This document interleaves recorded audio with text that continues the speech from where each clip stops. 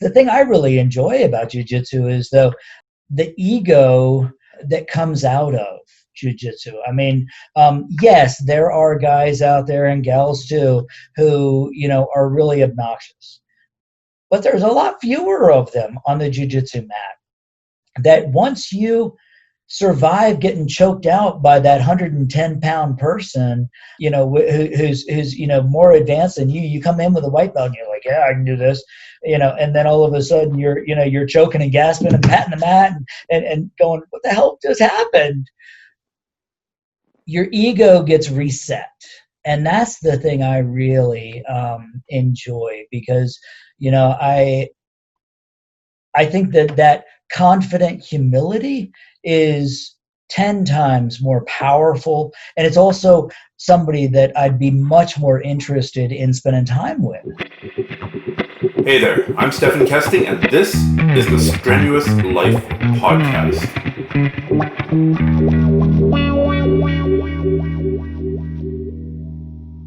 Ladies and gentlemen, today I'm absolutely thrilled to have David Ley on the line. David is a really well-known psychologist. He's got a background he's done forensic work. He's an author. He's associated with the University of New Mexico. He's testified at trials. He's also Jiu-Jitsu black belt. And I'm really interested in talking about the psychology of Jiu-Jitsu. Can you take us through, and when I read that, I was quite struck by your emphasis on sort of the neurochemicals that get released during Jiu-Jitsu. Can you take us maybe through the neurochemical stew that we're releasing when we go train in a normal class? Yeah, sure. So, I wrote this piece, The Psychology of Brazilian Jiu-Jitsu, because, like a lot of folks, I quote, don't shoot me. I felt like I was addicted to jiu-jitsu. I wanted to do it all the time, but really I was struck by what a unique experience this was, and how powerful it was. I mean, I personally, I struggle with depression sometimes, and I particularly struggle with anxiety. And when I was doing jiu-jitsu, I found that I was calmer afterwards, and that when I was doing jiu-jitsu, I wasn't thinking about all these things that I was stressed out about, work and payroll and human resources issues and everything else, right? And I thought, man, this is really kind of unique. And so I started thinking about why. I trained, I was a wrestler back in the day. And I trained a little bit of karate and some of the other kind of martial arts. And I just didn't really like them very much, because there wasn't enough contact, and it was too formulaic. It was too stylized. And I'm kind of a roll around on the floor, grappler, and jiu-jitsu and the powerfulness of this experience just really spoke to me. So I wrote about, some of the neurochemicals that happen, that get triggered in our bodies and our brain. Things like, there's a neurochemical called BDNF. It's an acronym, but it is a protein that is released in our bodies when we engage in really intense exercise, and it protects our neural tissue. It also generates a kind of euphoric feeling that is associated with runner's high. When people, run a marathon, and at some point they start, kind of feeling euphoric, that's what is creating that. And it's interesting because it's a chemical that is released in your body to basically protect your body from the damage you're doing to it from the exercise. The same is true that your body releases cortisol, which is a, hormone associated with stress, but it also is a hormone that reduces swelling to help you get through this strenuous activity without swelling necessarily impairing your functioning. What I like to say is cortisol is a chemical that was evolved in our body, so that if a saber-toothed tiger, attacked you, your knee wouldn't swell up while you were trying to run away. It would swell up afterwards. There's also, one of the ones I like to talk about is oxytocin. And oxytocin is this neurochemical that is released in our brain, is also released in our brain during sex. But they call it the cuddle hormone, so to speak. It's also kind of the empathy or the trust hormone. When they've done research with oxytocin, they find that people who have higher levels of oxytocin are more able to empathize with other people, more able to kind of take their perspective. But interestingly, they also are more likely to tell white lies. People with higher levels of oxytocin are more likely to tell a soft untruth to prevent hurting somebody else's feelings because we empathize with them more, right? Oxytocin is generated in our bodies after we have sex as a apparent way to kind of build the connection, the trust with the person we just had sex with. The same appears to be true with jiu-jitsu, that when we cuddle with somebody, and the funny thing is... The old struggle cuddle. That's right, yeah. My wife calls it cuddling for alpha males. And I always have to give her credit for that line because it's a really good line. But... and that's an interesting thing, is that a lot of people go through life without much physical contact. In work, God help you if you hug, a coworker, you're going to face charges and all this other crap. And people are starved, I think, for physical affection and connection. That was one of the things I noticed in jiu-jitsu. I mean, not only do we hug each other and do murder yoga on each other, trying to kill each other as we hug them, but jiu-jitsu folks are also really affectionate off the mat too. You see a lot of hugs. You see a lot of you see a lot of arm around Flat bump, high five. That's right. And we're not as concerned about that physical touch because we just rolled around on the mat together. So that oxytocin is getting released in our bodies as we do jiu-jitsu. And I think it's also one of the reasons why we develop such really strong relationships with people that we do jiu-jitsu with, because our body doesn't really know that that was murder cuddling. It just knows, wow, we were just really physically close to this person. Mm. So you're talking a lot about the touch aspect of it. And of course, touch involves or necessitates other people. But what about the social element of it, right? The being together with a small group of 5, 10, 15 people. It's really not very often in society that we go out in a group like that. I can think of a couple examples in my own life. If there's 5 of us going to paddle a whitewater river, we're there, we're a unit. Or it's a crew on a fire truck, be the other one, right? You're there, you're together, you're living together at the hall. Yeah. It's not family, but it's kind of like family. Is it totally. In a world where supposedly people have 0.8 best friends, is it essentially a substitute for that as well? I think it's a piece of that. It's also, at a social psychology level, it's being part of a team.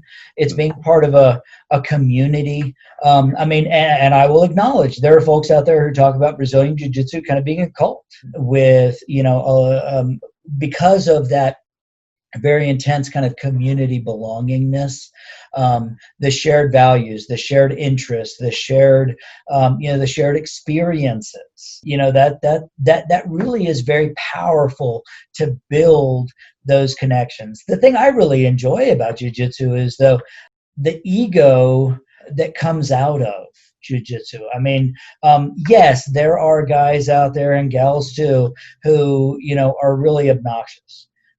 But there's a lot fewer of them on the jiu-jitsu mat. That once you survive getting choked out by that 110-pound person, who's more advanced than you, you come in with a white belt and you're like, yeah, I can do this, and then all of a sudden you're choking and gasping and patting the mat and going, what the hell just happened? Your ego gets reset. And that's the thing I really enjoy, because I think that confident humility is 10 times more powerful, and it's also somebody that I'd be much more interested in spending time with.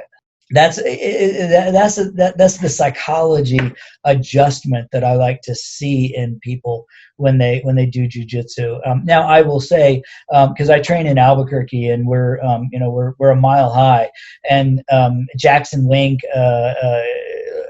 MMA gym is here, so we have lots and lots of fighters and folks come in to train here, and learning to train at altitude, helps you with stamina and everything else.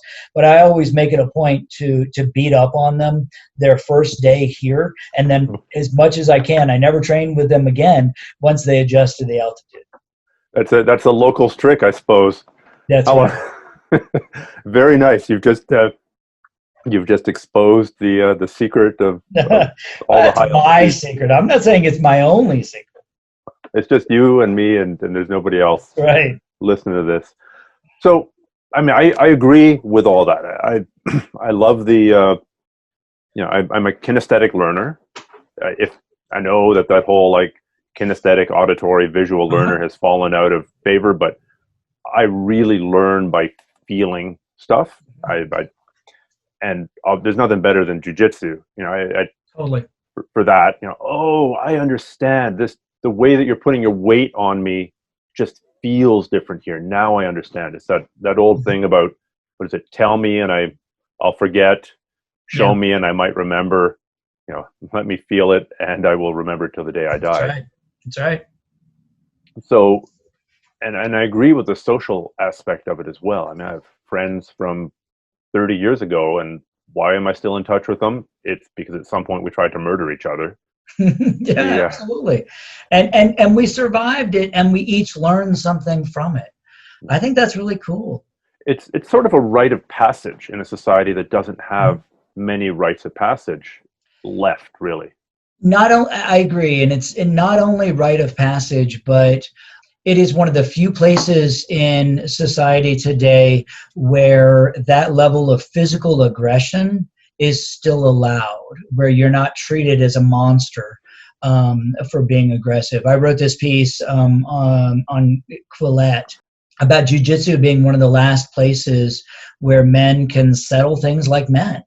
And I actually borrowed that from I go to Burning Man every year, not this year, and I'm friends with actually lots of firefighters on the team there. I'm part of the crisis team, and there's a jiu-jitsu camp at Burning Man called Camp Settle This Like Men, and please God tell me they wear clothes. Please God tell me they wear clothes. Yes. But we gis or no gis, but yeah, and it's a really fun thing to do that out in the dust. But that was the thing that struck me, was that not only is there not a lot of touch, but for those of us like you and I who, are comfortable with that aggressive side of ourselves, who embrace that side of ourselves, accept it, learn to manage it, work with it, there's not a lot of places where that's kind of so much okay anymore.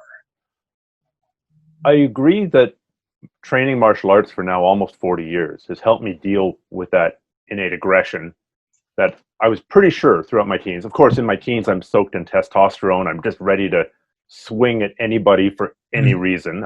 That's what I'm being primed to do. I'll pull in an evolutionary analogy.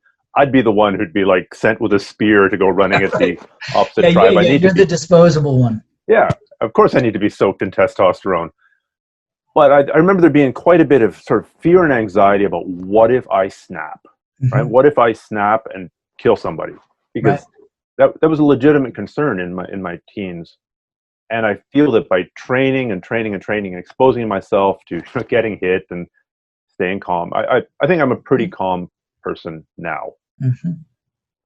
However, I don't always see this. I've seen lots of instances where martial arts has taken sort of the worst in people, especially every gangster I know trains MMA, trains UFC. I'll say a very significant number of the gyms in Vancouver, where I live, have some kind of affiliation to the Hells Angels, or there's some kind of money laundering gig. Every gangster wants to have like the place where he hangs with his friends. Yeah. So I'm not sure this is a universal path to to self-control, to discipline, and to... Oh, I agree. And I think that, and again, I think that, BJJ is somewhat unique in this because, and again, remember, I train with a lot of UFC fighters. I mean, I work out regularly with John Jones, Holly Holm, Diego Sanchez. I mean, all these folks, and I learn a lot from them. It's really, really cool. Donald Cerrone, I train with him pretty on a weekly basis almost. And the thing is, though, that Jiu-Jitsu is an equalizing kind of thing. I don't want to get in a street fight with John Jones because he'd beat the shit out of me. But on the mat, where we are working within rules that we've all agreed to, and we are each trying to be technical and explore what works and what doesn't, that is, I think, where, again, we have to learn to integrate the psychology and the physiology. Some of the most powerful psychological experiences I've ever had in Jiu-Jitsu is when I learned to survive something. There's this guy I train with who's a former UFC fighter. He's a black belt. He's a big guy. He's probably 260 easy. I weigh in about 180, 185.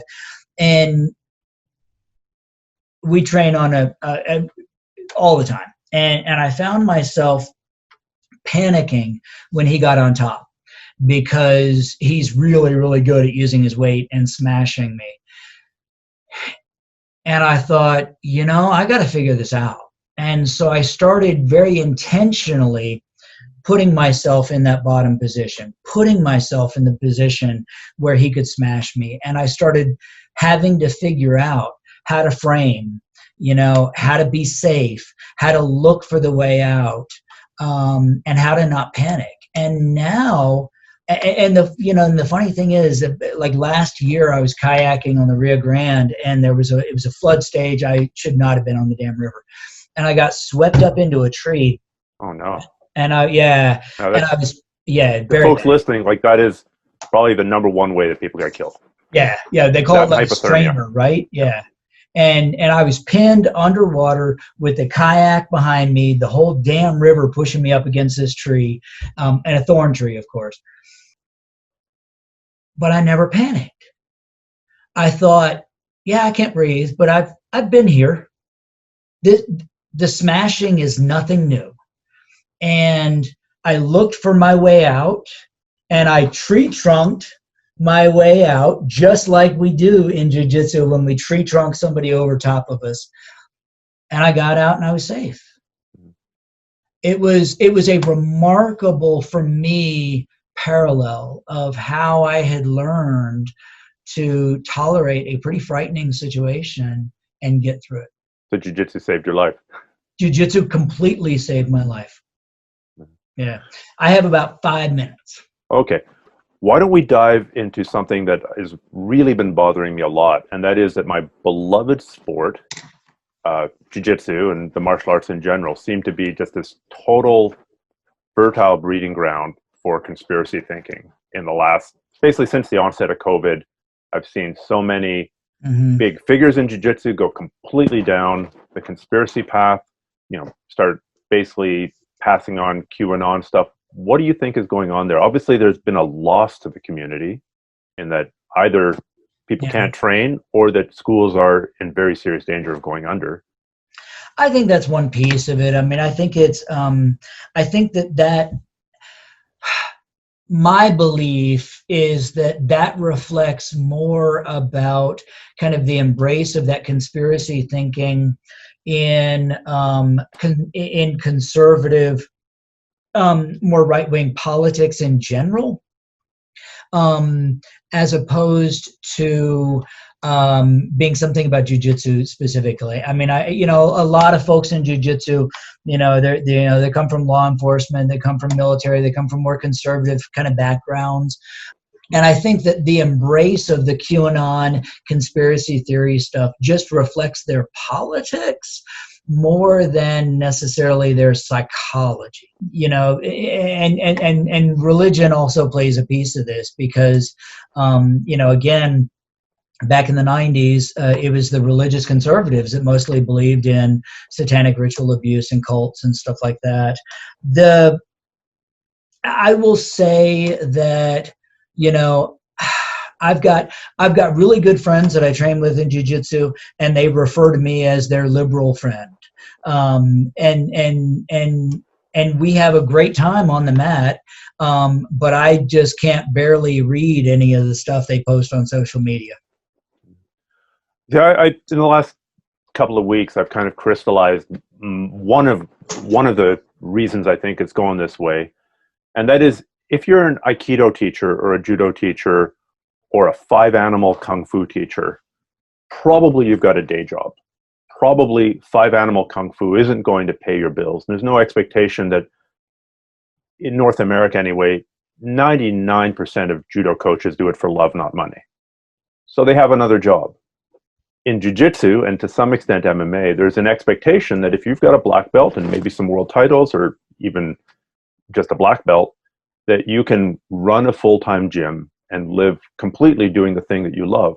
Yeah, surrounded by it. So when a thing comes along that shuts down or impinges the ability of those gyms to survive, it's selecting for the people who are most affected by it. Like the 5-animal Kung Fu teacher, the Kendo teacher, the Aikido teacher, the Judo teacher, it sucks, but they're still probably making a living being, right, I don't know, a welder or whatever it is, a technical writer, whatever they were doing before. Whereas in the Jiu-Jitsu MMA area, it's more like the odds are much greater that your livelihood is just decimated. So then, of course, you're gravitating towards the theory that said, you know, the scandemic, plandemic, COVID only affects old people. You know, we got to sacrifice the old, some variation of COVID right, denial, COVID minimization. That's kind of my working theory. And again, when people are scared and desperate, they look for simple answers. Yeah. And, you know, as we started today, and, you know, my interest in more complex, sophisticated, nuanced answers, that's a lot to ask for when we're dealing with the level of anxiety and panic and change and unprecedented kind of destabilization that we're seeing right now. And, you know, I think there is that, you know, people in, you know, jiu-jitsu, like you said, kind of immersed in that. It becomes their sort of whole world. And and so it's easy to believe that when it's all you see. But as you said, you know, when you're out there in other parts of life, you know, connecting with with other kinds of people in other sorts of ways, we don't really, I think, so easily believe those easy answers. Now, I will say that, you know, the thing I like about even my conservative friends in jiu-jitsu, boy, there's not much racism at all. Given the level of, you know, racism that is endemic in so many of those conspiracy conservative folks, there's not much in a lot of jiu-jitsu folks. Despite myself having been featured on a white supremacist website back in the day, somebody took the white skin and the shaved head. Oh my God. And like, this guy does great self-defense. Like, oh no. I'm not going to mention what website it was, but if anyone's watching HBO The Boys, it would be the name of the most racist and white supremacist character on there. Yeah. But thank you. But it's true that racism of all our many ills in society doesn't seem to be as firmly embedded in the sport. Now, I know you do talking. I know you do talks. I know you do consultation, and I know you do. You've written books. So can you just point us quickly in those directions? Sure. You know, my website is davidlayphd.com. And the last name sounds like L-A-Y, but it's actually L-E-Y. And, you know, and I'm on Twitter, is an easy way to find me and reach me. That's actually where I think Stephan, you and I started chatting, although I've been following your videos for a while, and I've used a couple of your moves pretty effectively. Thank you. That modified Texas cloverleaf, I get bank out of that pretty much every week. Yeah, I love talking about all this stuff, and so happy to have conversations again. Okay. And the name of your books? Yeah, Insatiable Wives is the first one, Myth of Sex Addiction, and the last one is called Ethical Porn for Dicks. It's for all those guys named Richard who struggle with their pornography use.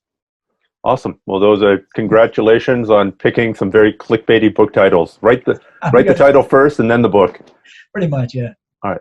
Thanks so much, David, and hope to connect one day. Likewise, man. I'd love to roll sometime. Nice talking to you, man.